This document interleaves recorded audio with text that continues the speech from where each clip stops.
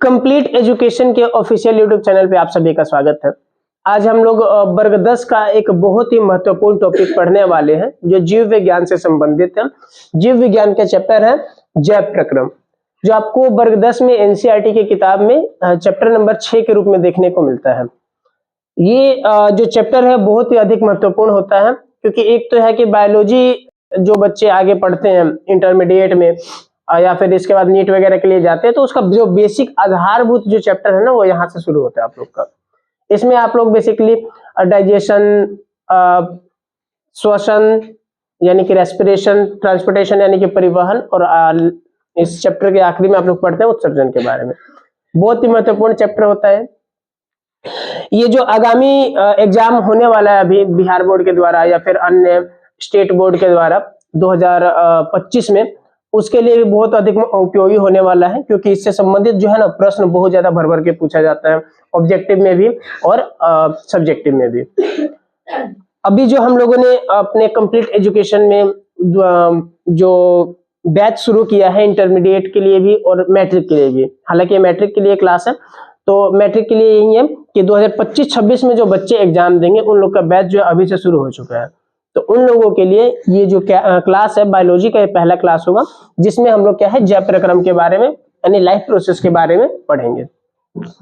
Life process वैसे देखा जाए तो एक बड़ा चैप्टर है, जिसके अंदर जैसे कि मैंने अभी आपको बताया कि पहले आप लोग पोषण के बारे में पढ़ेंगे, पोषण के बाद आप लोग श्वसन के बारे में पढ़ेंगे, फिर परिवहन के बारे में पढ़ेंगे, फिर उत्सर्जन के बारे में पढ़ेंगे। तो एक बड़ा चैप्टर है। इस सभी टॉपिक्स को, इसमें जितने भी उपयोगी तथ्य हैं, जितने भी आपका जो है जितने भी आपको इसके में थ्योरी वगैरह है, चाहे जितने भी चीज समझने वाली चीजें हैं, सारी चीजें क्रम में पढ़ेंगे हम लोग और आसान तरीके से समझेंगे। तो शुरू करते हैं आज की हम लोग अपनी पहली क्लास को, जैव प्रक्रम, जो कि इसमें हम लोग पोषण पढ़ेंगे आज बेसिकली डिटेल में। सबसे पहले चैप्टर का नाम आता है यदि जैव प्रक्रम, तो आप सभी को पता होना चाहिए कि जैव प्रक्रम यानी कि जो लाइफ प्रोसेस है बेसिकली होता क्या है। पहले हम लोग इसकी परिभाषा देखते हैं और फिर उसके बाद इसको समझते हैं। तो कह रहा है कि वे सभी प्रक्रम जो सम्मिलित रूप से अनुरक्षण का कार्य करते हैं, उसे हम लोग क्या कहते हैं, जैव प्रक्रम। अब आप लोग को समझ में आना चाहिए अनुरक्षण यानी कि होता है मेंटेनेंस। जैसे आप लोग देखे हुए कोई भी मशीन है, बाइक है, चाहे कुछ भी है, जब आप उसका उपयोग करते हैं तो कुछ कुछ समय बाद उसका मेंटेनेंस कराना पड़ता है। बाइक है तो सर्विस कराना पड़ता है, कराते हैं कि नहीं कराते हैं। वैसे ही हमारा शरीर है, जब से हम लोग जन्म लिए हैं तब से काम कर रहा है हमारा शरीर। जैसे हमारे शरीर के जो इंटरनल ऑर्गन्स है, हृदय है, चाहे अन्य जो अंग है, सब ये काम करते रहते हैं। तो इनको भी समय समय पे मेंटेनेंस का जरूरत पड़ता है। बात समझ में आ रही है। यदि आप कोई मशीन उपयोग कर रहे हैं तो आप लगातार 24 घंटे तक उपयोग नहीं करते हैं, करते हैं उपयोग नहीं करते हैं, लेकिन आपका शरीर जो है 24 घंटे तक काम करता रहता है, डेली काम करता है। बात समझ रहे हैं कि नहीं समझ रहे हैं। तो हमारे शरीर को भी मेंटेनेंस का यानी अनुरक्षण का जरूरत पड़ता है। बात समझ रहे हैं, क्या जरूरत पड़ता है, अनुरक्षण का। और ये जो मेंटेनेंस का काम है ये सारा आता है आपके जैव प्रक्रम में, यानी वो सभी प्रक्रियाएं जो मेंटेनेंस करवाती हैं इसका, वे सभी प्रक्रियाएं क्रियाएं जो क्या करती है सम्मिलित रूप से किसका काम करेगी, अनुरक्षण का यानी मेंटेनेंस का काम करेगी हमारे शरीर का। उसे हम लोग क्या कहेंगे, जैव प्रक्रम। क्या कहेंगे, जिसमें आपका शुरुआत होगा जैसे कि भोजन को ग्रहण कर रहे हैं, फिर उसको पचाना भी है, आपके शरीर के सभी भागों तक पहुंचाना भी है, जो उत्सर्जित पदार्थ है उसको शरीर से बाहर भी निकालना है, सांस ले रहे हैं आप यानी ऑक्सीजन, उसको सभी कोशिकाओं तक पहुंचाना है, परिवहन कराना है यानी किसी भी चीज का एक जगह से दूसरी जगह पहुंचाना है, ये सारा काम आपके शरीर के अंदर रक्त करके देती है। उत्सर्जन कराना है यानी किसी भी उत्सर्जित पदार्थ को शरीर से बाहर निकलवाना है, तो उसके लिए किस तरीके से हमारा शरीर काम करता है, ये सारी चीजें पढ़नी है आपको। और ये सारी चीजें किसमें है, आपकी जैव प्रक्रम में। किसमें पढ़नी है आपको, जैव प्रक्रम में। यहाँ पे आप लोग चित्र में देख सकते हैं लाइफ प्रोसेस यानी कि जैव प्रक्रम क्या है। इसमें आपका न्यूट्रिशन यानी कि पोषण भी होता है, मेटाबॉलिज्म कैसे उसको पचाना है, रिप्रोडक्शन यानी कि जनन कैसे होगा, एक्सक्रीशन यानी कि उत्सर्जन कैसे होगा, रेस्पिरेशन यानी श्वसन कैसे होगा, ट्रांसपोर्टेशन यानी कि उसका परिवहन कैसे होगा। बात समझ में आ रही है। सारी चीजें हम लोग को पढ़ना है इसी चैप्टर में और आराम आराम से पढ़ेंगे और सारे तथ्यों को समझेंगे। आगे इसमें कह रहा है कि जीवधारी के शरीर में होने वाली वे सभी प्रक्रियाएं जिसके कारण उसका अस्तित्व कायम रहता है। यानी कोई भी सजीव है, कोई भी, अब उसका अस्तित्व बना रहने के लिए वे सभी प्रक्रियाएं, जितनी प्रक्रियाएं होंगी उन सबको हम सम्मिलित रूप से क्या कहेंगे? जैव प्रक्रिया कहेंगे। अब आप लोग कहेंगे सर जी ये क्या बात हुआ, हमको तो समझ में ही नहीं आया। अब आप बताइए, अगर कोई जीव है जैसे मनुष्य है, मनुष्य आज से खाना खाना छोड़ दे अभी इसी क्षण से, क्या वो जीवित रह पाएगा? उसका अगला जनरेशन होगा, सांस लेना अगर मनुष्य छोड़ दे, जीवित रहेगा? अस्तित्व ही मिट जाएगा। जनन ना करे यदि, इसमें से जो भी लिखा हुआ है इसमें से अगर कोई भी काम ना करे, उनका अस्तित्व ही खत्म हो जाएगा। बात समझ में आ रही है? तो वही कह रहे हैं कि जीवधारी के शरीर में होने वाली वे सभी प्रक्रियाएं जिनके कारण उसका अस्तित्व कायम रहता है, उसे हम लोग क्या कहते हैं? जैव प्रक्रिया। बात समझ में आ रहा है? प्रक्रिया, ठीक ना? चाहे अब ऊपर वाला पढ़िए चाहे नीचे वाला पढ़िए, लगभग एक ही समान है दोनों। बात समझ में आ रही है? ये सभी प्रोसेस ही किसी भी सजीव को जीवित रहने के लिए जरूरी है, उसका अस्तित्व बनाए रखने के लिए जरूरी है। इन सभी प्रोसेस को ही, इन सभी प्रक्रिया को ही हम क्या कहते हैं? जैव प्रक्रम। कोई दिक्कत? आगे चलते हैं। जैव प्रक्रम के बाद आता है भोजन। जैव प्रक्रम के बाद क्या आता है बाबू? भोजन। खाना खाते हैं सभी, चलिए इसके बारे में देखते हैं क्या है। कह रहे कि जीवन की उपापचय क्रियाओं के संचालन के लिए निरंतर ऊर्जा की आपूर्ति तथा टूटे फूटे उत्तकों की मरम्मत के लिए जीव द्रव्य का निर्माण करते हैं। आपका बाबू शरीर जो है काम करता रहता है हमेशा, इन द सेंस की जैसे कि आप सोए हुए हैं उस सभी आपके शरीर के जो शरीर के अंदर जो हृदय है उसकी धड़कनें चलती रहती हैं। आपका जो शरीर है हरदम कुछ ना कुछ काम करता रहता है इंटरनली।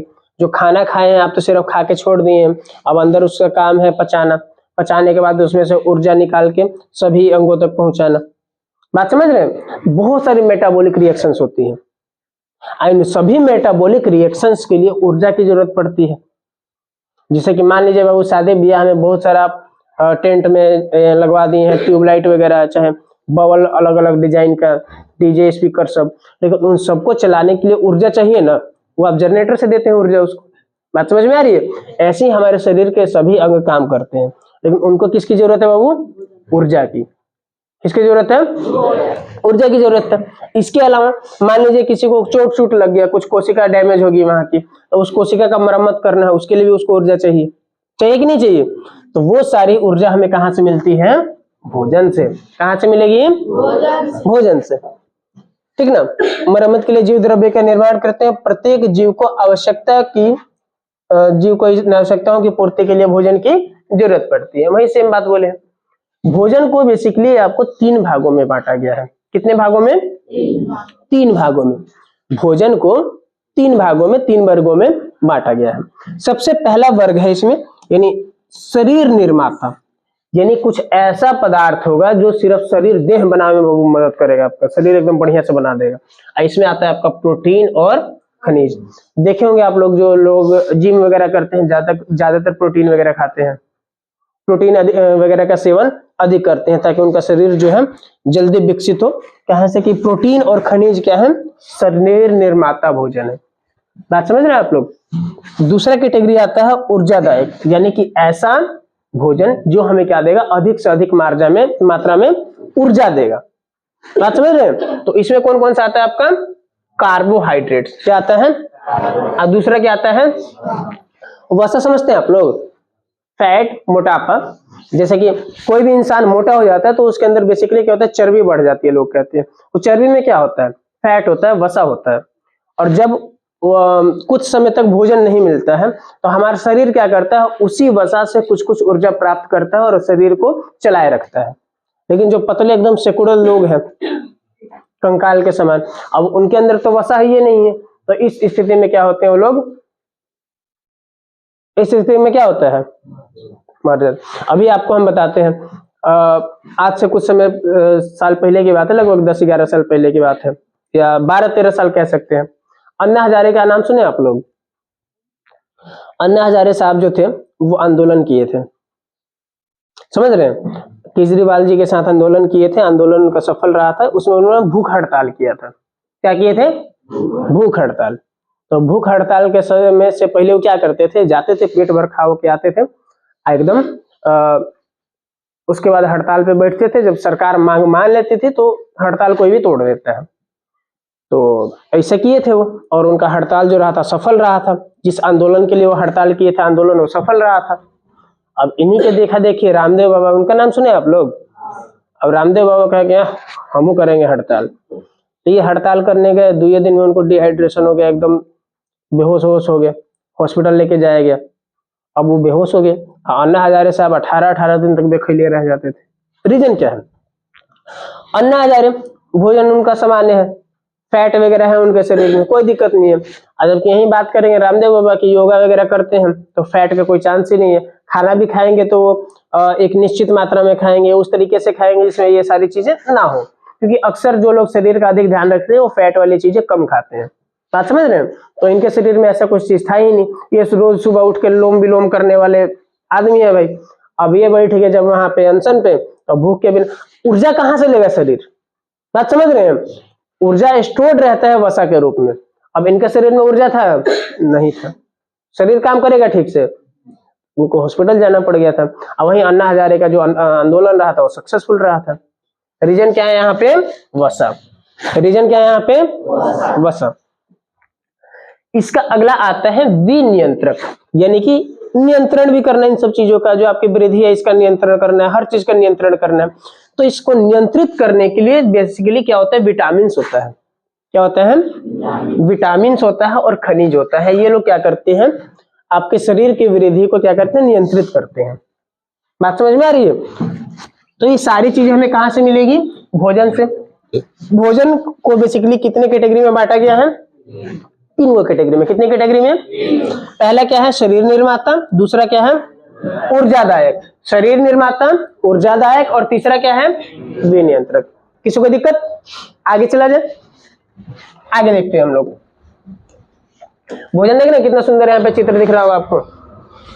खाली दिख रही है भोजन की? कितना सुंदर लग रहा है देखने में, और भूख लग जाएगा सबको देख के। और देखिए भोजन के बारे में क्या कह रहे हैं यहाँ पे। सभी आवश्यक पदार्थ जो किसी जीव के शरीर में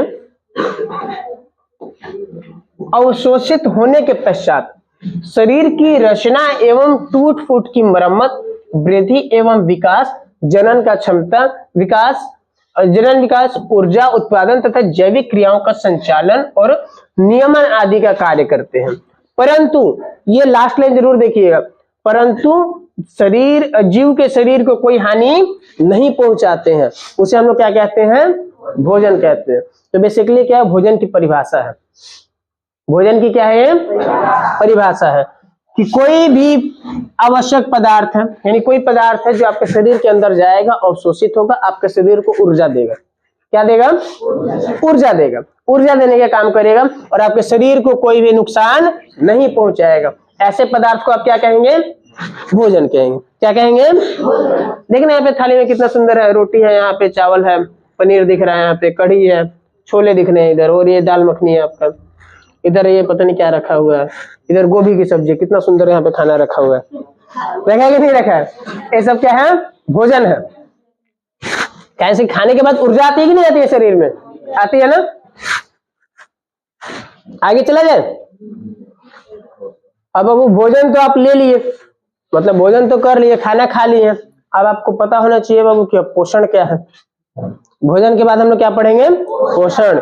इस चैप्टर में बेसिकली हम लोग पोषण के बारे में ही पढ़ने वाले हैं। जैसे आप लोगों ने पहला पेज भी देखा होगा, वहां पे पोषण के बारे में लिखा हुआ था। लिखा था कि नहीं लिखा था? लिखा हुआ। वह विधि जिससे जीव पोषक तत्वों को ग्रहण करेंगे और उसका उपयोग करेंगे। बात समझ में आ रही है?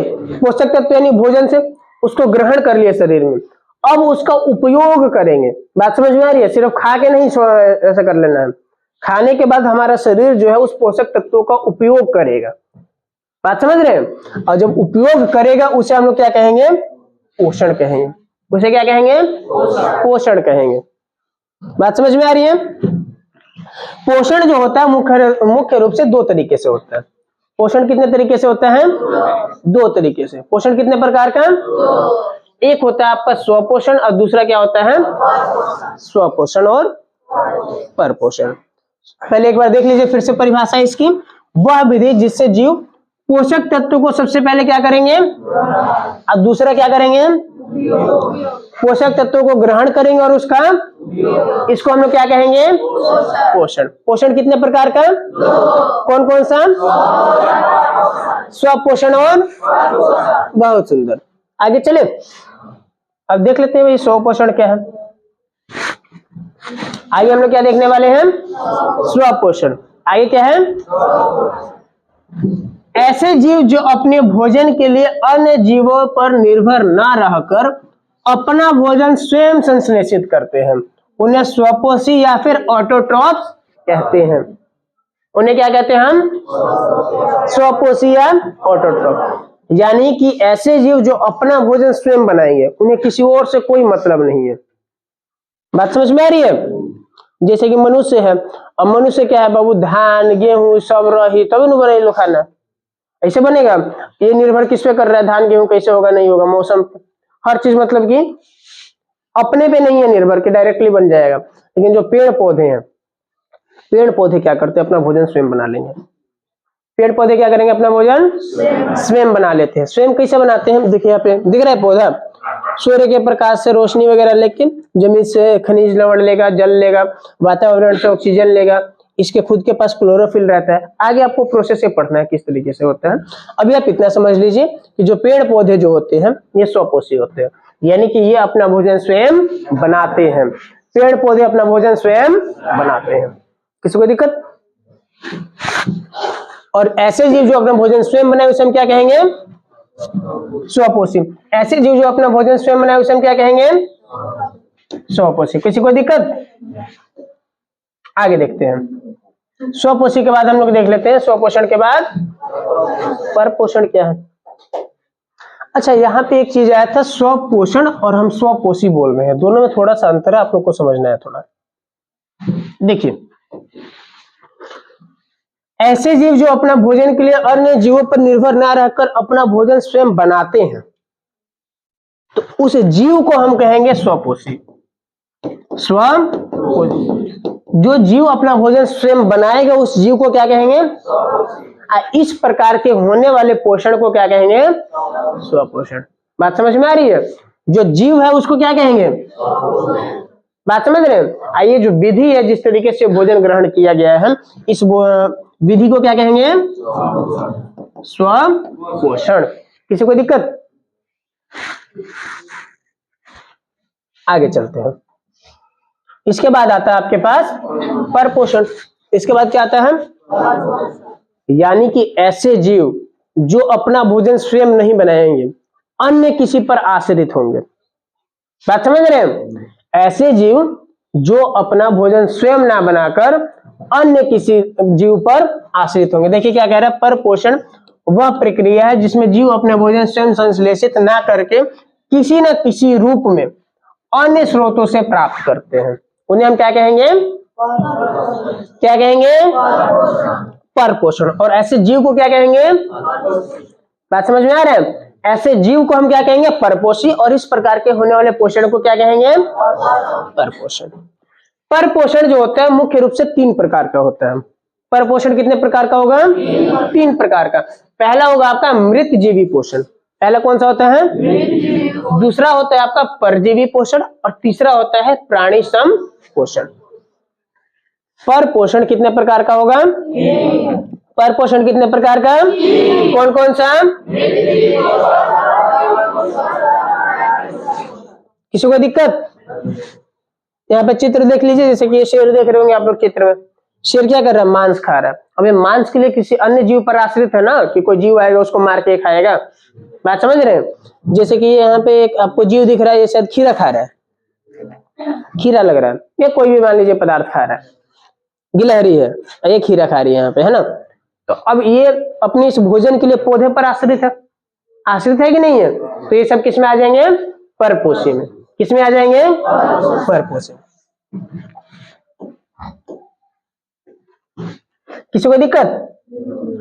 अब हमें देखना है यहाँ पे कि मृत जीवी के बारे में थोड़ा सा डिटेल में हम लोग देखते हैं मृत जीवी कौन होते हैं, कैसे अपना काम करते हैं। तो इसमें कह रहे हैं कि इस प्रकार के पोषण में जीव मृत जंतुओं और पौधों के शरीर से अपना भोजन प्राप्त करते हैं। बात समझ में आ रहा है? किस रूप में प्राप्त करेंगे? घुलित कार्बनिक पदार्थ के रूप में। देखिए, यानी कि कोई जीव है, मर गया है, कोई जीव अब उसके मरे हुए शरीर से अगर कोई अपना भोजन प्राप्त कर रहा है, बात समझ रहे हैं? कोई जीव मर गया है, उसके मरे हुए शरीर से अगर कोई जीव अपना भोजन प्राप्त कर रहा है, किस रूप में बाबू? घुलित कार्बनिक पदार्थ के रूप में, उसे हम लोग क्या कहेंगे? मृत जीवी पोषण। क्या कहेंगे? मृत जीवी। और उस जीव को क्या कहेंगे? मृत जीवी। जीव को मृत जीवी, इस प्रकार के होने वाले पोषण को मृत जीवी पोषण। इसे इंग्लिश में हम लोग बोलते हैं सेप्रोफाइटस। क्या बोलते हैं? सेप्रोफाइटस। सेप्रोफाइटस। अब देखिए, इसमें बहुत सारी चीजें आपको समझनी है। ये जो मृत जीवी होते हैं, मृत जीवी पोषण या मृत जीवी आप लोग जो कह लीजिए, ये हमारे वातावरण के लिए बहुत ही अधिक लाभदायक होते हैं, बहुत अधिक लाभदायक होते हैं। कहने का मतलब है हम कि जैसे कि मान लीजिए कोई भी जीव मर गया है, अब उसको सड़ा के उसका शरीर जो है खत्म करना है, मिट्टी में मिलाना है, इसके काम जो है यही मृत जीवी करते हैं। अगर ये मृत जीवी नहीं होंगे तो हमारे धरती पे आज भी ऐसी अबाड़ कबाड़ के रूप में सारे सजीवों के जो कभी सजीव थे उनका अंश अभी भी पड़ा रहता। लेकिन ये जो मृत जीवी हैं ये क्या करते हैं? उसको खा लेते हैं, सड़ा देते हैं, जिसकी वजह से क्या होता है? वो मिट्टी में मिल जाता है और हमारा वातावरण कैसा रहता है? स्वच्छ रहता है। बात समझ रहे हैं? ये जो जीव हैं, जो ये मृत जीवी होते हैं, इन्हें अपघटक भी कहा जाता है। अप यानी कि डीकंपोजर्स। क्या कहते हैं इसको हम लोग? डीकंपोजर्स। क्या बोलते हैं? डीकंपोजर्स यानी कि अपघटक। अपघटक का मुख्य रूप से काम ही यही होता है कि या तो कोई पौधे में भी देखें आप लोग, सड़ने लगता है कुछ समय बाद। बात समझ रहे हैं? सड़ने के बाद क्या होता है? धीरे धीरे मिट्टी में मिलने लग जाता है। कुछ सालों तक, कुछ लंबे अगर समय तक छोड़ दीजिए उसको, तो धीरे धीरे देखते हैं आप लोग कि मिट्टी में मिलने लगा है। ऐसे ही कोई भी जीव है अगर मर गया है, उसको छोड़ देते हैं। जैसे कि आप लोग देखते होंगे कि कुछ जीवों को दफना दिया जाता है मृत्यु के पश्चात। कुछ समय बाद आप लोग देखते हैं कि कुछ हड्डियां ही बची हैं, सिर्फ हड्डियां भी धीरे धीरे गलने लग जाती है लंबे समय के बाद। बात समझ रहे हैं? तो ये सब काम कौन करते हैं? मृत जीवी। आप समझ रहे हैं? कौन काम करते हैं? मृत जीवी, जो इसको सड़ा गला देते हैं बिल्कुल ही, और सड़ा गला के अपने वातावरण को क्या करते हैं? स्वच्छ करते हैं। तो अपघटक हमारे लिए बहुत ही उपयोगी होते हैं। कह रहे हैं कि कौन से जीव मृत जीवी होते हैं? तो कुछ कवक होते हैं, बैक्टीरिया होते हैं, या कुछ प्रोटोजोआ होते हैं। उन सब में जो भोजन के विधि होता है वो क्या होता है? मृत जीवी पोषण। किसी को दिक्कत? यहाँ पे पौधा दिख रहा है आपको? पिक्चर प्लांट है नहीं, इसमें तो सजीव आता है, बाय मिस्टेक लग गया ये वाला। ये वाला देखिए इधर, ये जो कवक है आपके, ये अपना भोजन कैसे ग्रहण करते हैं? मृत से। जैसे ये वाला आप लोग अक्सर देखेंगे सड़ी हुई लकड़ी पे मिलता है देखने को, देहात में उसको सांप का छत्ता बोला जाता है, देखने को मिलता है कि नहीं मिलता है? और उसी से अपना भोजन ग्रहण करता है। बात समझ में आ रही है? ये कवक है। क्या है ये? कवक यानी कि फंगस। क्या है ये? फंगस है। कोई दिक्कत? आगे चलते हैं। मृत जीवी के बाद कौन आता है? परजीवी पोषण। मृत जीवी के बाद, अब इसमें क्या होगा? जो सजीव होगा वो अपना भोजन ग्रहण करेगा किसी सजीव से ही। मृत जीवी में तो मरने के बाद उसके शरीर से भोजन ग्रहण कर रहा था। इसमें क्या करेगा? जो सजीव है वो किसी अन्य सजीव के साथ रह के और उससे अपना भोजन ग्रहण करेगा। बात समझ रहे हैं? उसे हम लोग क्या कहेंगे? परजीवी। देखिए यहाँ पे देखते हैं, इस प्रकार की पोषण में जीव दूसरे प्राणी के संपर्क में स्थायी या अस्थायी रूप से रहकर उससे अपना भोजन प्राप्त करते हैं। उसे हम परजीवी या पैरासाइट्स कहते हैं। जैसे कि आपके सिर के अंदर जुएं होती हैं ढील, अब तो आप ही के साथ रहती है और आपसे भोजन ग्रहण करती है, आप ही का ना खून पीती है, पीती कि नहीं पीती है? जैसे कि मच्छर है, अब मच्छर आपके साथ नहीं ना रहता है आपकी जेब में, मच्छर आपके साथ तो नहीं रहता है, वो आता है अपना खून पीता है और चला जाता है, चला जाता है कि नहीं चला जाता है? तो ये भी हो सकता है कि आपके साथ ही रहे और ये भी हो सकता है कि आपके साथ ना रहे। आपके साथ से मतलब नहीं, मतलब जो भी सजीव से अपना भोजन ग्रहण कर रहे हो, बात समझ रहे हैं? ये भी हो सकता है कि उसके साथ रहें, ये भी हो सकता है उसके साथ ना रहें और उसी से अपना भोजन ग्रहण करेंगे, किसी सजीव से अपना भोजन ग्रहण करेंगे, उसके साथ वे रह भी सकते हैं और नहीं भी रह सकते हैं। इस प्रकार के होने वाले पोषण को हम क्या कहेंगे? परजीवी, परजीवी पोषण। क्या कहेंगे? इस प्रकार के जीव को क्या कहेंगे? परजीवी। क्या कहेंगे? परजीवी। आगे देखते हैं इसमें क्या लिखा हुआ है। अच्छा, जिस शरीर के ऊपर रह के अपना ये भोजन ग्रहण करेंगे, बात समझ रहे हैं? जैसे कि इस बालक के सिर पे मान लीजिए बहुत सारा ढील है, जुए हैं, मान लीजिए, वैसे होगा नहीं, लड़कियों के सिर में होता है ज्यादा, हंस लो तुम लोग, समझ रहे बात को? तो बाबू जिससे अपने भोजन ग्रहण कर रहा है उसको हम लोग क्या कहेंगे? होस्ट कहते हैं, पोषी कहते हैं। यानी कि परजीवी जिस भी शरीर से अपना भोजन ग्रहण करते हैं उस पर रह के उसे हम क्या कहते हैं? पोषी, यानी कि क्या कहेंगे? होस्ट। बात समझ में आ रहा है? जिस जीव के शरीर से परजीवी अपना भोजन प्राप्त करते हैं वे क्या कहलाएंगे? पोषी। क्या कहलाएंगे? पोषी या होस्ट। बात समझ में आ रही है? एग्जाम्पल कुछ दिया हुआ है, अमरबेल की लता होती है, यहाँ चित्र में देख सकते हैं आप लोग, जो पहला चित्र दिखाई दे रहा है ये अमरबेल की लता है। तो मान लीजिए आप लोग क्या किए, कोई फरारी वगैरह लगाए हैं, देहात में लगाते हैं ना सब, तो ऐसे जमीन से ऐसे ऐसे बड़ा हुआ है, इधर किसी मान लीजिए किसी चीज पे इसको, इसके साथ कोई डंडा वगैरह लगा दिया, उसी पर चढ़ा हुआ है, इसी के साथ ये पीले रंग का ऐसा पौधा है वो चढ़ जाता है, दिख रहा है यहाँ पे पीले रंग का जो है ये अमरबेल है। क्या है ये? अब जो आप पौधा ये लगाए थे, जैसे मान लीजिए सब्जी का है, तो ये क्या करेगा, जैसे ये पौधा अपने लिए भोजन बनाएगा और वो इसमें स्टोर कर देता है, वही जो हम फल खाते हैं, बात समझ रहे हैं? ये क्या करेगा अमरबेलवा, ये इससे इसका भोजन छीनता रहेगा, इससे भोजन इसका छीनता, खुद खाता रहेगा। बात समझ रहे हैं? अपना भोजन ये खुद नहीं बनाएगा अमरबेल, किससे लेगा? जिस भी होस्ट के साथ हुआ है, जिस भी पोषी के साथ हुआ है। बात समझ रहे हैं? ऐसे होगा क्या, कुछ समय बाद आपका लगाया हुआ पौधा क्या होगा, सूख के खत्म हो जाएगा और ये वैसे ही छितराया रहेगा चारों बगल। बहुत सारे पेड़ों पे आप लोग देखे होंगे लगे रहते हैं ये सब, और लास्ट में क्या होता है, पेड़वा सूख जाता है, मतलब छोटा बहुत जो पौधा टाइप का होता है, और ये वैसे ही छितरा रह जाता है चारों बगल। देखे कि नहीं देखे हैं? ये किस चीज की लता होती है? अमरबेल की। किस चीज की होती है? ये एक परजीवी का उदाहरण है, ये एक परजीवी का उदाहरण है, परपोषी का उदाहरण है। किसी को दिक्कत है यहाँ पे? मलेरिया वाला जीव देखे हैं कि नहीं देखे हैं? मच्छर अब काट के आए, ऐसे देखिए कितना मस्त यहाँ पे बैठे हुए, डंक अपना इधर चुभाने वाला है, इंजेक्शन देगा अभी, वहां से खून खींचेगा, बात समझ रहे हैं? और उसके बाद उड़ जाएगा, और ज्यादा देखिए जहाँ ज्यादा पी लिया, दिख रहे हैं, ये भी हो सकता है यहीं फट जाए, आराम से मरेगा, पट देना, फट जाएगा, यहीं पे फट जाएगा, नहीं फट जाएगा। किसका उदाहरण है? अभी परजीवी का। एक यहाँ पे टेपवर्म का एग्जांपल दिया हुआ है। तो ये सब पौधे जो क्या करते हैं, अपना भोजन क्या करेंगे, पौधे भी हो सकते हैं, जंतु भी हो सकते हैं, इसलिए दोनों एग्जांपल लगाए हैं। जोक भी इसका उदाहरण है, जोक होता है ना देहात में, ये भी इसी का उदाहरण है। गाय भैंस के देखते हैं आप लोग, अठई टाइप का जो लग जाता है, वो भी इसका उदाहरण है। क्या करते हैं, सजीव के साथ ही रहेगा और वहीं से अपना भोजन ग्रहण करेगा। इस प्रकार के जीवों को हम क्या कहेंगे? परजीवी। क्या कहेंगे? इस प्रकार के होने वाले पोषण को क्या कहेंगे? परजीवी पोषण। क्या कहेंगे? इसके बाद आता है तीसरा प्रकार। इसके बाद क्या आता है?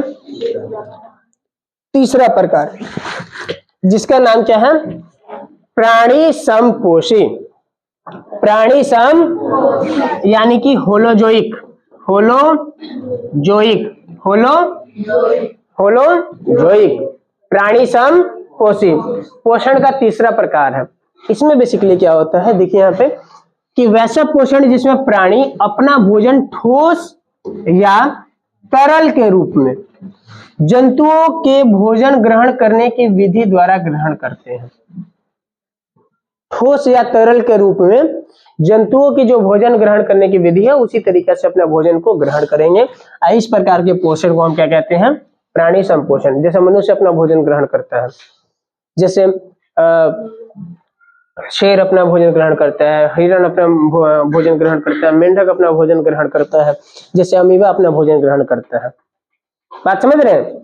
यानी कि देखिए, मृत जीवी देखे कि मरे हुए शरीर से अपना भोजन ग्रहण कर रहा है, परजीवी देखे कि शरीर पे रहकर या उसी शरीर से भोजन ग्रहण कर रहा है, बाद में उड़ जा रहा है। लेकिन अब मनुष्य है, किसी के शरीर पर रह के भोजन नहीं ना खाता है। मेंढक है, किसी के शरीर पर रह के भोजन नहीं ना खाता है। शेर किसी के शरीर पर रह के भोजन नहीं ना खाता है। ये किस कैटेगरी में आ जाएंगे? सभी प्राणी संपोषण में। तीनों में अंतर स्पष्ट है सबको? किसी को कोई दिक्कत? आगे चलते हैं बाबू। पोषण के बाद आता है, यानी कि पर पोषण के बाद आता है स्वपोषण से संबंधित। स्वपोषण आप लोग को पता है कि स्वपोषण के लिए पौधे ही सिर्फ एलिजिबल होते हैं, पौधे ही स्वपोषण कर पाते हैं। किसी जंतु को देखे पोषण करते क्या बोलते हैं, स्वपोषण करते हुए? स्वपोषण का मतलब हुआ कि अपना भोजन स्वयं बनाना है, अपना भोजन स्वयं बनाना। ये सिर्फ और सिर्फ करता कौन है? पेड़ पौधे। किस विधि से? प्रकाश संश्लेषण की क्रिया के द्वारा। किस क्रिया के द्वारा? हम लोग देख लेते हैं पहले प्रकाश संश्लेषण होता क्या है, किस तरीके से अपना भोजन ये बनाते हैं। अब ध्यान दीजिएगा, पेड़ पौधों द्वारा कार्बन डाइऑक्साइड, जल, पर्णहरित के माध्यम से सूर्य का प्रकाश, यही चार चीजें इसके लिए उपयोगी होती है। कार्बन डाइऑक्साइड चाहिए, जल चाहिए, और क्या चाहिए? क्लोरोफिल। तो खैर उसके पास ही होता है। जिसके पास क्लोरोफिल होगा सिर्फ वही पौधे या सिर्फ वही जीव कह लीजिए, कुछ कह लीजिए, जिसके पास पर्णहरित होगा। और ये सिर्फ और सिर्फ पाया जाता है पौधों के अंदर, किसी जीव में नहीं पाया जाता। समझ रहे हो बात को? तो ऐसे पौधे जिसके पास पर्णहरित यानी क्लोरोफिल पाया जाता है, वो क्या करते हैं? आपका कार्बन डाइऑक्साइड, ठीक है, जल और सूर्य के प्रकाश की सहायता से क्या करते हैं? अपना भोजन बना लेते हैं। समझ रहे हैं? अपना भोजन किस रूप में बनाएंगे? ग्लूकोज के रूप में। किस रूप में बनाएंगे? ग्लूकोज के रूप में। इसी को हम लोग क्या कहते हैं? प्रकाश संश्लेषण कहते हैं। किसी को दिक्कत? ठीक है। अब प्रकाश संश्लेषण का नाम, यानी कि इंग्लिश में इसको हम क्या बोलते हैं? फोटोसिंथेसिस। क्या बोलते हैं? फोटो। ये नाम दिया था बॉर्न्स नामक वैज्ञानिक ने। किसने दिया था? दिख रहा है यहाँ पे? कब दिया था नाम ये? 1898 में। 1898 में। दिख रहे हैं? पौधा यहाँ पे सूर्य का प्रकाश ले रहा है, जमीन से यहाँ पे जल वगैरह ले रहा है, वातावरण से ऑक्सीजन वगैरह लेगा अपना, कार्बन डाइऑक्साइड वगैरह लेगा और अपना भोजन बना लेगा। इसके दौरान एक अभिक्रिया होती है बेसिकली। वो अभिक्रिया देखिए कैसे होता है। वातावरण से क्या लिया? Carbon dioxide. जमीन से क्या लिया? क्लोरोफिल की उपस्थिति में और सूर्य के प्रकाश की उपस्थिति में अपना भोजन किस रूप में बना लेते हैं? किस रूप में बना लिया? ग्लूकोज। ग्लूकोज का सूत्र यहाँ पे लिखा हुआ है C6H12 और इसी के साथ साथ क्या करता है? ऑक्सीजन क्या करता है? वातावरण में छोड़ता है, जिसे हम लोग श्वसन के दौरान उपयोग करते हैं। बात समझ में आ रही है? तो प्रकाश संश्लेषण जो प्रक्रिया है, प्रकाश संश्लेषण की जो क्रिया है, वो जितना अधिक उपयोगी है पौधों के लिए, उतना ही उपयोगी है हमारे लिए भी। क्योंकि हम लोग को जीवन के लिए या जीवित रहने के लिए सांस लेते हैं हम लोग। सांस लिए बगैर कोई जीवित रह सकता है? नहीं। सांस के दौरान हम लोग अंदर क्या लेते हैं? ऑक्सीजन। और ऑक्सीजन आता कहां से है? इसी प्रकाश संश्लेषण की क्रिया से। बात समझ में आ रहा है? किसी को दिक्कत इसमें? आगे देखते हैं हम लोग। प्रश्न पूछता है कि प्रकाश संश्लेषण की क्रिया कहां होती है? प्रकाश संश्लेषण की क्रिया कहां होती है? समझ रहे बात को? तो प्रकाश संश्लेषण की क्रिया कहां पे होती है? क्लोरोप्लास्ट में। क्लोरोप्लास्ट में। क्लोरोप्लास्ट में। ठीक है। क्लोरोप्लास्ट जो होता है, इसी के अंदर पाया जाता है कौन से बाबू? क्लोरोफिल। इसी के अंदर क्या पाया जाता है? क्लोरोफिल। ठीक है। और ये क्लोरोफिल जो है कहां पाया जाता है? पत्तियों में। क्लोरोप्लास्ट जो है, चाहे क्लोरोफिल कह लीजिए, अधिकांशतः पत्तियों में ही पाया जाता है। बात समझ में आ रही है? अधिकांशतः कहाँ पाया जाता है? पत्तियों में। यानी ज्यादा से ज्यादा मात्रा में कहाँ पाया जाता है? पत्तियों के अंदर। कहाँ पाया जाएगा? इसीलिए पत्तियों को क्या कहते हैं? प्रकाश संश्लेषण का अंग कहते हैं। अब प्रश्न बाबू यहीं से घुमा के पूछ लेते हैं। अगर प्रश्न पूछते हैं आपसे कि प्रकाश संश्लेषण की प्रक्रिया कहाँ होती है, तो वहां पे आपको लिखना होगा क्लोरोप्लास्ट। लेकिन अगर पूछता है कि प्रकाश संश्लेषण का अंग कौन सा है या किस अंग में होता है, तब क्या लिखेंगे आप लोग? पत्ती में। बात समझ में आ रही है? किसी को दिक्कत? ये चित्र देख रहे हैं आप लोग, यहाँ पे पत्ती है, इसी को यहाँ पे क्या किया, जूम करके दिखाया गया कि कहाँ पे क्लोरोफिल वगैरह इसमें दिख रहा है आप लोग को। समझ रहे बात को? इधर भी आपको चित्र में दिखाया हुआ है, ये क्लोरोफिल का ही चित्र है आपका, यहाँ पे क्लोरोप्लास्ट है। बात समझ रहे हैं आप लोग?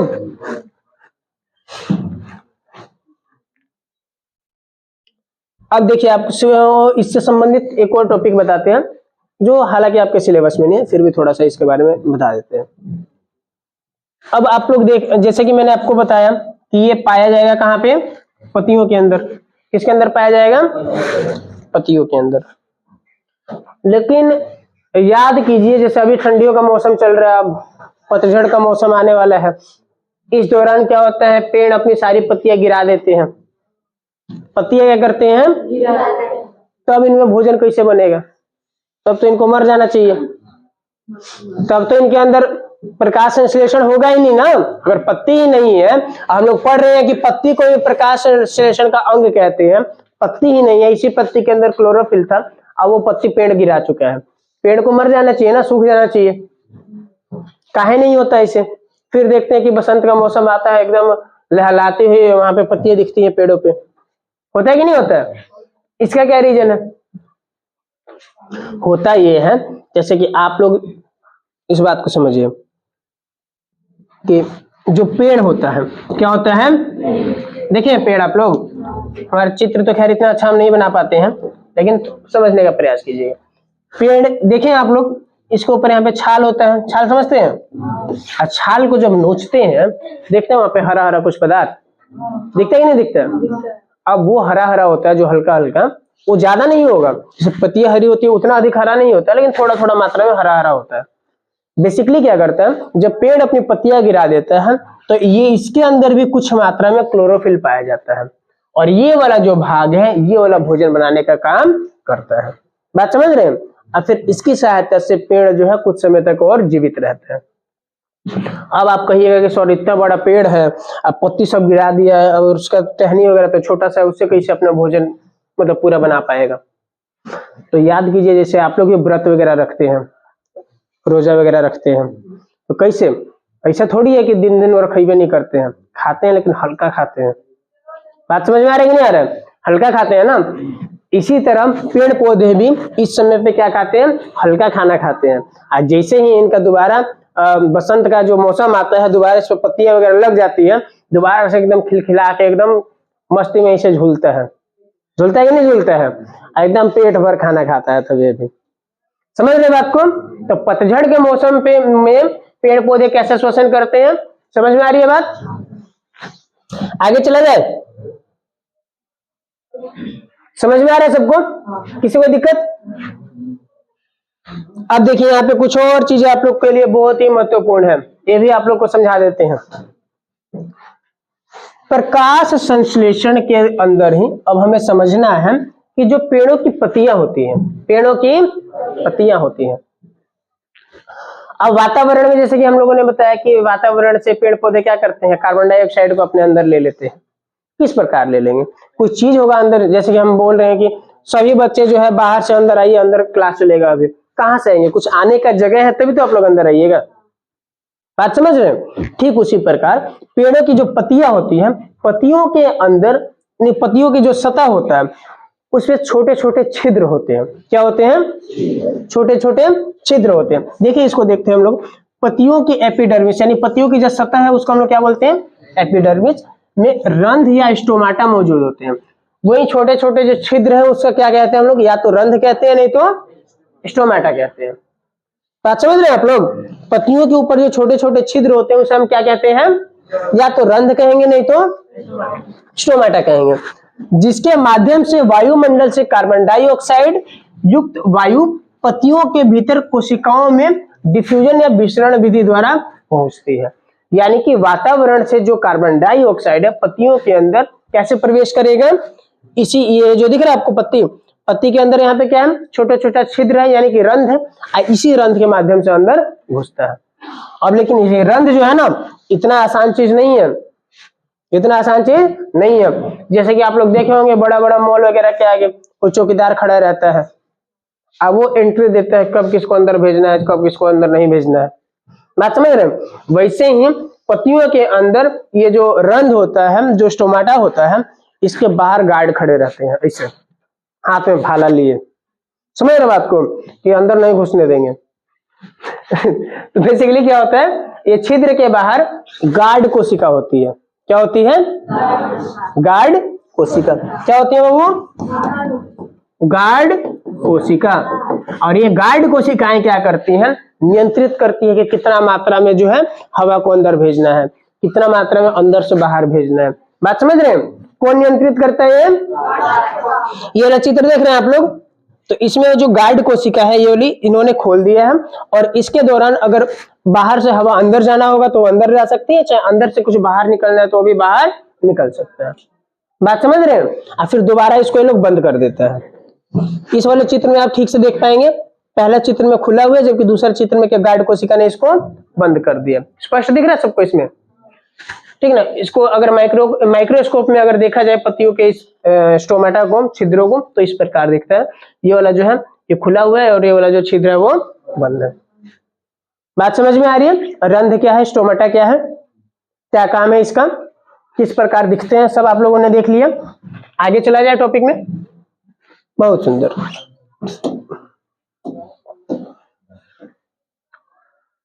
आगे आता है भाई कि जब हम इतना सारा चीज पढ़ लिए प्रकाश संश्लेषण के लिए, तो अब पढ़ लेते हैं आगे कि प्रकाश संश्लेषण की क्रिया करवा ही दिया जाए। बात समझ रहे हैं? तो जब क्रिया करवाएंगे पहले ये पता होना चाहिए ना कि किन किन चीजों का जरूरत पड़ेगा। बात समझ रहे हैं?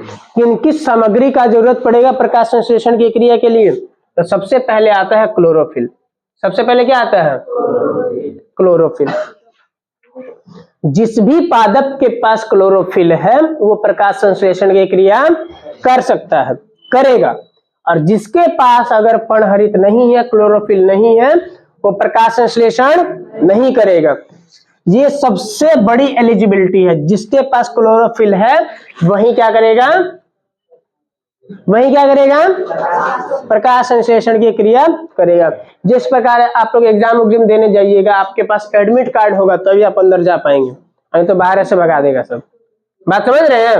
उसी प्रकार अगर पौधे के पास क्लोरोफिल है तो वो प्रकाश संश्लेषण की क्रिया करेगा, अगर नहीं है तो नहीं करेगा। समझ में आ रही है बात? दूसरा क्या है? Carbon dioxide. तीसरा क्या है? जल। और चौथा क्या है? सूर्य का प्रकाश। ये चार चीजों की जरूरत पड़ती है किसको? पेड़ पौधों को। किस क्रिया के लिए? प्रकाश संश्लेषण यानी कि फोटोसिंथेसिस की क्रिया के लिए पौधे को इन चार चीजों की जरूरत पड़ती है। अब देखते हैं कि ये चारों चीजें इसको मिलती कहां से है। बात समझ रहे हैं? सबसे पहले हम लोग बात करते हैं क्लोरोफिल। सबसे पहले किसका बात करते हैं? क्लोरोफिल का भी हम लोग पढ़े थे कि पत्ती के अंदर पाया जाएगा। कहां पाया जाएगा? पत्ती के अंदर। कहां पाया जाएगा? अब पत्ती के अंदर भी कौन सा भाग था? क्लोरोप्लास्ट। क्या पढ़े हम लोग? इस क्लोरोप्लास्ट के अंदर क्या होता है? क्लोरोफिल। पढ़े थे ना अभी थोड़ी देर पहले हम लोग। तो पादप कोशिकाओं के भीतर हरे वर्णक यानी क्लोरोफिल उपस्थित होते हैं। वो किसमें होगा? पत्ती के अंदर। क्लोरोप्लास्ट में क्या पाया जाता है? आपका क्लोरोफिल। अब देखिए बाबू, पेड़ का हरा होना जरूरी नहीं है प्रकाश संश्लेषण के लिए, उसमें क्लोरोफिल होना जरूरी है। बात समझ रहे हैं? जरूरी नहीं है कि सिर्फ वही पेड़ या पौधे प्रकाश संश्लेषण करेंगे जिसके पत्तियां हरी है। ये दिख रहा है यहाँ पे लाल रंग का समुद्री पौधा है, रेड एल्गी बोलते हैं इसको, रेड। ये भी प्रकाश संश्लेषण करता है। कहीं से? इसके पास क्या है? क्लोरोफिल पाया जाता है। इसके पास भी क्लोरोफिल है, ये भी करेगा। ये वाला पत्ती तो देखने में हरा ही है, तो आप समझ ही जाएंगे इसके पास भी क्लोरोफिल है। यानी कि प्रकाश संश्लेषण की क्रिया के लिए पत्ती का हरा होना जरूरी नहीं है, उसके पास क्लोरोफिल होना जरूरी है। बात समझ में आ रही है? यानी जिस भी पत्ती के पास क्लोरोफिल होगा वो क्या करेगा? प्रकाश संश्लेषण की क्रिया करेगा। जिसके पास नहीं होगा वो नहीं करेगा। किसी को दिक्कत इसमें? क्लोरोफिल के बाद दूसरा नंबर पे क्या हम पढ़ेंगे? Carbon dioxide. दूसरे नंबर पे क्या करेंगे? अब पेड़ पौधों को कार्बन डाइऑक्साइड कहां से मिलेगा? वातावरण से। कहां से मिलेगा? वातावरण से मिलेगा ना। आप नहीं ना जाके दीजिएगा पेड़, हाई लो, आप नहीं ना जाके दीजिएगा, वो वातावरण से अपने आप ले लेगा। आपको पता है हमारे वातावरण में गैसेज कितनी पाई जाती है? नाइट्रोजन कितना परसेंट पाया जाता है? Oxygen, carbon dioxide 0.010%, 0.0। प्रकाश संश्लेषण में पौधे कार्बन डाइऑक्साइड ग्रहण करते हैं तथा ऑक्सीजन छोड़ते हैं। पौधे कार्बन डाइऑक्साइड वातावरण से प्राप्त करते हैं। सामान्य रूप से कार्बन डाइऑक्साइड कितना परसेंट है बाबू? 0.03%। इसके अलावा जब भी आप किसी चीज को जलाते हैं उसमें से कार्बन डाइऑक्साइड निकलती ही निकलती है। आप किसी भी चीज को जलाइएगा उसमें से क्या निकलेगा? Carbon dioxide. आप विज्ञान में जो चैप्टर नंबर आपका 4 है कार्बन और उसके यौगिक, उसमें पढ़िएगा इस दुनिया में सभी चीजें ही कार्बन से बनी है। सभी चीजें किससे बनी है? कार्बन से बनी है। किससे बनी है? कार्बन से। किसी भी चीज को जलाने के लिए हमें ऑक्सीजन का जरूरत पड़ता है। यानी कि कोई भी चीज जलेगा तो क्या निकलेगा? बात समझ में आ रही है? तो वहां से भी कार्बन डाइऑक्साइड निकलेगा। कोयला जलाएंगे, आप देखिए कितना मस्त है कोयला जल रहा है, ठंडी का दिन है ना, जलाते होंगे घर पे, यहाँ से मस्त कार्बन डाइऑक्साइड निकलेगा। समझ रहे हैं? कोई भी ईंधन जल रहा है, फैक्ट्री वगैरह से भी जो धुआं निकलते हैं, यहाँ सब क्या निकलेगा? कार्बन डाइऑक्साइड निकलता है। तो यहीं से जो है पेड़ पौधे अपने लिए ऑक्सीजन, कार्बन डाइऑक्साइड प्राप्त करते हैं। बात समझ में आ रही है? इसके बाद क्या है 3 नंबर पे? जल। अब आप लोग बताइए पेड़ पौधे जल कहां से प्राप्त करते हैं? पेड़ पौधे जल कहां से प्राप्त करेंगे? जमीन से। तो इस धरती का 2/3 भाग लगभग क्या है? जल से घिरा हुआ है। घिरा है कि नहीं घिरा है? घिरा है ना। पेड़ पौधे अपना जो जल है वो जमीन से प्राप्त करते हैं जड़ों की सहायता से। इस जल में मतलब जल के साथ साथ कुछ खनिज भी इसके साथ आ जाते हैं। खनिज वो कौन कौन से देख लेते हैं पहले, इस पे क्या लिखा हुआ है फिर हम आपको अलग से बताते हैं। पौधे अपने भोजन का अधिकतर भाग जल से प्राप्त करते हैं। जल के कारण ही उनमें वृद्धि होती है। जल के कारण ही उसमें बाबू वृद्धि होती है। जल नहीं दीजिएगा तो सूख जाएगा। समझते नहीं समझते हैं? जैसे आप लोग तो खैर सब गांव से ही हैं, देखे होंगे कि धान गेहूं कुछ भी अगर पौधे रोपे जाते हैं समय समय पे जल देना पड़ता है। जल नहीं देने पे सूख जाते हैं या फिर अधिक वृद्धि उसमें नहीं होती है। देखे कि नहीं देखे हैं? वही चीज है। पौधे अपनी जड़ों द्वारा भूमि से जल और साथ साथ उसमें घुले हुए खनिज लवण, कौन कौन सा खनिज है बाबू? नाइट्रोजन, फास्फोरस, कैल्शियम, मैग्नीशियम, लोहा, ये सारा उसमें घुला हुआ रहता है। इसका यौगिक उसमें घुला हुआ रहता है। और जल के साथ साथ ये भी पेड़ पौधों को आसानी से मिल जाता है। समझ रहे हैं? जड़ों के द्वारा ग्रहण करने के बाद आप लोग को पिछली क्लास में पढ़ाए थे वर्ग 9 में कि जल का परिवहन पौधों के अंदर कौन कराता है? कौन सा उत्तक? जाइलम उत्तक। कौन सा कराता है? तो जाइलम उत्तक इस जड़ों से कहां तक पहुंचा देगा? सभी भागों तक, पत्तियों तक पहुंचा देगा। यहाँ पे बात समझ रहे हैं कि नहीं समझ रहे हैं? तो पेड़ पौधे को क्या क्या मिल गया? क्लोरोफिल उसके पास था पहले से, कार्बन डाइऑक्साइड वातावरण से मिल गया है, अब जल भी हम लोगों ने उस तक पहुंचा दिया है। अब किसका बारी है? सूर्य का प्रकाश। किसका जरूरी है बाबू? सूर्य का प्रकाश। सूर्य का हरित पौधों में पाए जाने वाले हरित लवकों में मौजूद क्लोरोफिल ही सूर्य के प्रकाश में मौजूद सौर ऊर्जा या विकिरण ऊर्जा को ट्रैप कर सकते हैं। देखिए बाबू, अभी तक हम लोग जितनी देर से पढ़ रहे हैं कि क्लोरोफिल का जरूरत पड़ता है प्रकाश संश्लेषण के लिए। शांत हो जाइए थोड़ा। क्लोरोफिल का जरूरत पड़ता है प्रकाश संश्लेषण के लिए। अभी हम इतनी देर से यही पढ़ रहे हैं अब क्लोरोफिल का बेसिकली काम क्या रहता है? जो सूर्य से जो ऊर्जा आती है उसको ट्रैप करना, इकट्ठा करने का काम सिर्फ और सिर्फ क्लोरोफिल ही कर पाता है। कौन कर पाता है? क्लोरोफिल। कौन कर पाता है? क्लोरोफिल। बात समझ रहे हैं? इसी वजह से क्लोरोफिल की आवश्यकता रहती है। बात समझ में आ रही है? अब क्लोरोफिल क्या करता है? रासायनिक ऊर्जा में बदलता है। बात समझ रहे हैं? किसमें बदलेगा? रासायनिक ऊर्जा में। और ग्लूकोज के बदलकर संश्लेषित ग्लूकोज के अंगों में इसका समावेश करते हैं।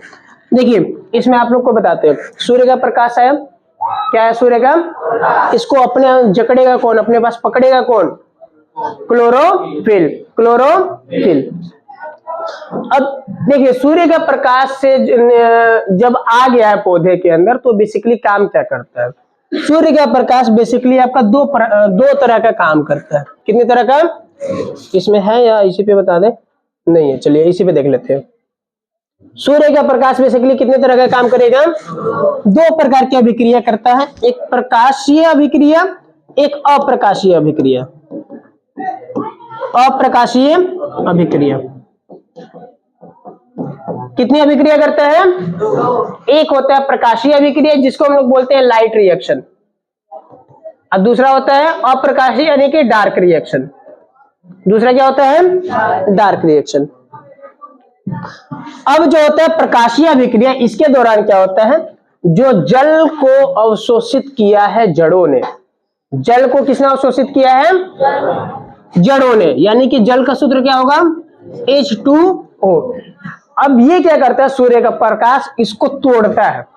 इसको क्या करेगा? तोड़ता है, यानी कि हाइड्रोजन को अलग कर देगा, ऑक्सीजन को अलग कर देगा। तो हाइड्रोजन को क्या कर दिया बाबू? अलग कर दिया। और ऑक्सीजन को क्या किया? अलग कर दिया कि नहीं कर दिया? यही वाला ऑक्सीजन जो है पेड़ पौधे हमारे वातावरण में छोड़ देते हैं, जो हम लोग श्वसन के दौरान उपयोग करते हैं। बात समझ में आ रही है? तो ये अभिक्रिया के लिए ऊर्जा की जरूरत पड़ती है। तोड़ने के लिए ऊर्जा चाहिए कि नहीं चाहिए? चाहिए ना। ये अभिक्रिया जो है सिर्फ और सिर्फ दिन में ही हो पाती है, क्योंकि पौधों को सिर्फ और सिर्फ दिन में ही सूर्य का प्रकाश मिल पाता है। रात में थोड़ी मिलता है उनको, मिलता है रात को। सिर्फ और सिर्फ कब मिलेगा? दिन में मिलेगा। अतः ये जो प्रकाशीय अभिक्रिया है यानी लाइट रिएक्शन है, ये अभिक्रिया सिर्फ और सिर्फ कब होती है? रात को हो सकती है वाले? हो ही नहीं पाएगी। बात समझ रहे हैं? क्योंकि जल के अणु को तोड़ने के लिए ऊर्जा चाहिए। आई ऊर्जा कहां से मिल रहा है? सूर्य के प्रकाश से। अब सूर्य का प्रकाश कब निकलता है? दिन में ना। बात समझ रहे हैं आप लोग? तो इसमें टूट के क्या होता है? हाइड्रोजन आपका अलग हो जाएगा और आपका जो है ऑक्सीजन अलग हो जाएगा, ये वातावरण में आ जाएगा। बात समझ रहे हैं? इसके बाद अगला प्रोसेस होता है इसमें डार्क रिएक्शन, यानी कि अप्रकाशीय अभिक्रिया। अगला रिएक्शन क्या है इसमें? अप्रकाशीय अभिक्रिया। अप्रकाशीय अभिक्रिया में बेसिकली क्या होता है? आपका यहाँ पे जो दिख रहा है ये हाइड्रोजन, क्या है यहाँ पे? इस हाइड्रोजन के अलावा और हमारे पास क्या है? कार्बन डाइऑक्साइड लिया है पत्तियों ने, लिया है कि नहीं लिया? अब इन्हीं दोनों को जोड़ के बना देता है C6H12 और O6 यानी ग्लूकोज बना देता है। बात समझ रहे हैं? तो ये जो अप्रकाशीय अभिक्रिया है यानी कि हाइड्रोजन और कार्बन डाइऑक्साइड को जोड़ के आपस में क्या बना देता है? ग्लूकोज। इस अभिक्रिया के लिए प्रकाश की जरूरत नहीं होती है, अतः यह प्रक्रिया पौधे दिन में भी कर सकते हैं और रात में भी कर सकते हैं। बात समझ रहे हैं? और इसमें प्रकाश की जरूरत नहीं होती है, इसलिए इस अभिक्रिया को क्या कहते हैं? अप्रकाशीय अभिक्रिया। अप्रकाशीय अभिक्रिया। बात समझ में आ रही है आपको? तो अभी जो हम लोगों ने यहाँ पे रिएक्शन पढ़ा आपका, ये ध्यान दीजिए कि हम लोगों ने क्या किया? जल का अणु लिया है ना, इसको तोड़े थे हम। बेसिकली यहाँ से हाइड्रोजन अलग हुआ था और ऑक्सीजन अलग हुआ था। इसके अलावा हम लोगों ने कार्बन डाइऑक्साइड लिया, हमारा फाइनल रिजल्ट का क्या रहा? इसके अलावा ये निकला था, यही था ना हमारे पास रिजल्ट। इसको हम लिख सकते हैं यहाँ पे सूर्य का प्रकाश चाहिए तो सनलाइट, अब क्लोरोफिल के बिना हो ही नहीं सकते, तो ये दोनों चीजें यहाँ लिख देंगे। यही रिएक्शन आपको पढ़ना है। इस रिएक्शन को आप लोग बैलेंस कर लीजिएगा, ठीक है ना? कोई दिक्कत नहीं होगा। बाकी किसी को दिक्कत है यहाँ पे? यहां तक समझ में आया सबको? तो ये था अब तक का हम लोग का स्वपोषी यानी स्वपोषण और परपोषण। इसकी आगे की क्लास में हम लोग पढ़ेंगे कि जंतुओं में पोषण किस प्रकार होता है। जंतु जैसे कि अमीबा होगा, पैरामीशियम होगा, मनुष्य होगा, इसमें पाचन किस प्रकार से होता है। समझ रहे बात को? तब तक जो है आप लोग इस वीडियो को देखिए, और अगर कोई दिक्कत लगता है आपको इसमें यहाँ पे, तो कमेंट सेक्शन में आप लोग लिखिए। आपके जो है जो भी प्रॉब्लम्स रहता है उसके अनुसार हम लोग एक और वीडियो अपलोड करेंगे, जिससे आपकी जो समस्या है वो समस्या ना रहे और आप लोग जो सरलता से इस चैप्टर को समझ सकें। तो अगर आप लोग यहाँ तक पहुंच गए हैं तो वीडियो देखने के लिए बहुत बहुत धन्यवाद। और ऐसे ही विज्ञान तथा अन्य विषयों को सरल तरीके से, आसान तरीके से पढ़ने के लिए कंप्लीट एजुकेशन से जुड़े रहें। आप एक बार हमसे जुड़कर देखिए, आपको मुड़कर देखना नहीं पड़ेगा। बहुत बहुत धन्यवाद। बंद कीजिएगा।